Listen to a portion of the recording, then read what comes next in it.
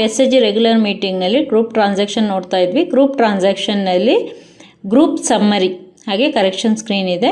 Group ಸಮ್ಮರಿಯನ್ನು ನೋಡೋಣ. ಅದರ ಮೇಲೆ ಕ್ಲಿಕ್ ಮಾಡಿದಾಗ ನಾವು ಇಲ್ಲಿವರೆಗೆ ಗ್ರೂಪ್ನಲ್ಲಿ ರಿಸಿಪ್ಟ್ ಪೇಮೆಂಟ್ ಏನೇನು ಎಂಟ್ರಿ ಮಾಡಿದೆವು ಅವೆಲ್ಲವನ್ನು ನಾವು ಗ್ರೂಪ್ ಸಮ್ಮರಿಯಲ್ಲೇ ನೋಡ್ಬೋದು.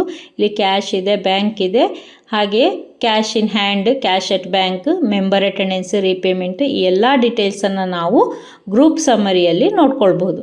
ಹಾಗೆಯೇ ಇನ್ನೊಂದು ಆಪ್ಷನ್ನು ಕರೆಕ್ಷನ್ ಸ್ಕ್ರೀನ್ ಇದೆ. ಅದರ ಮೇಲೆ ಕ್ಲಿಕ್ ಮಾಡೋಣ. ಇಲ್ಲಿ ನಮ್ಮ ಬುಕ್ ಕೀಪರ್ಗಳು ಎಂಟ್ರಿ ಮಾಡುವಾಗ, ಡಾಟಾ ಎಂಟ್ರಿ ಮಾಡುವಾಗ ಏನಾದರೂ ತಪ್ಪಾಗಿ ಎಂಟ್ರಿ ಮಾಡಿದರೆ ಅದನ್ನು ನಾವಿಲ್ಲಿ ಕರೆಕ್ಷನ್ ಮಾಡಲಿಕ್ಕೆ ಅವಕಾಶಗಳಿದ್ದಾವೆ. ಇಲ್ಲಿ ಇನ್ಸ್ಟಿಟ್ಯೂಷನಲ್ಲಿ ಯಾವ ಆಪ್ಷನಲ್ಲಿ ನಮಗೆ ತಪ್ಪಾಗಿದೆ ಅದನ್ನು ಆಯ್ಕೆ ಪಡ್ಕೊಳ್ಬೇಕು. ಇಲ್ಲಿ ಎರಡು ಇದೆ, ಗ್ರೂಪ್ ಟ್ರಾನ್ಸಾಕ್ಷನ್ ಮತ್ತು ಮೆಂಬರ್ ಟ್ರಾನ್ಸಾಕ್ಷನ್. ಎರಡರಲ್ಲೂ ತಪ್ಪಾದಾಗ ನಾವಿಲ್ಲಿ ಕರೆಕ್ಷನ್ ಮಾಡ್ಕೊಳ್ಬೋದು. ಈಗ ಮೆಂಬರ್ ಟ್ರಾನ್ಸಾಕ್ಷನ್ ಅಂತ ತಗೊಂಡಿದ್ದೀವಿ. ಶೋ ಆಲ್ ಹೆಡ್ಸ್ ಮೇಲೆ ಕ್ಲಿಕ್ ಮಾಡೋಣ. ಫ್ರಮ್ ಇಲ್ಲಿ ಮೆಂಬರ್ ಅಂತ ತಗೊಳ್ಳೋಣ. ಈ ಮೆಂಬರ್ ಹೆಸರಿಗೆ ನಾವು ಬೇರೆ ಮೆಂಬರ್ನ ಶೇರ್ ಕ್ಯಾಪಿಟಲನ್ನು ಈ ಮೆಂಬರ್ ಹೆಸರಲ್ಲಿ ನಾವು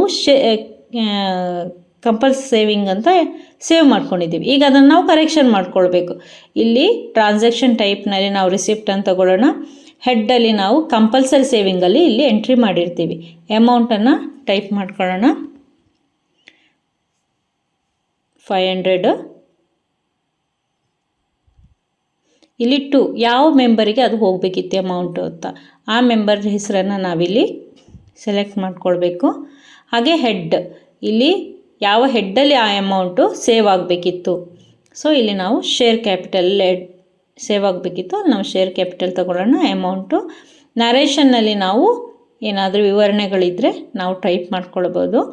ಅದರ ಹೊರತಾಗಿ ನಾವಿಲ್ಲಿ ಸೇವ್ ಕೊಟ್ಟಾಗ ನಮ್ಮ ಡಾಟಾ ಸೇವ್ ಆಗುತ್ತೆ. ಈ ರೀತಿಯಾಗಿ ನಾವು ಗ್ರೂಪ್ ಟ್ರಾನ್ಸಾಕ್ಷನ್ನಲ್ಲಿ ಕರೆಕ್ಷನ್ ಸ್ಕ್ರೀನ್ನಲ್ಲಿ ನಮ್ಮ ತಪ್ಪನ್ನು ನಾವು ಸರಿ ಮಾಡಿಕೊಳ್ಬಹುದು. ಧನ್ಯವಾದಗಳು.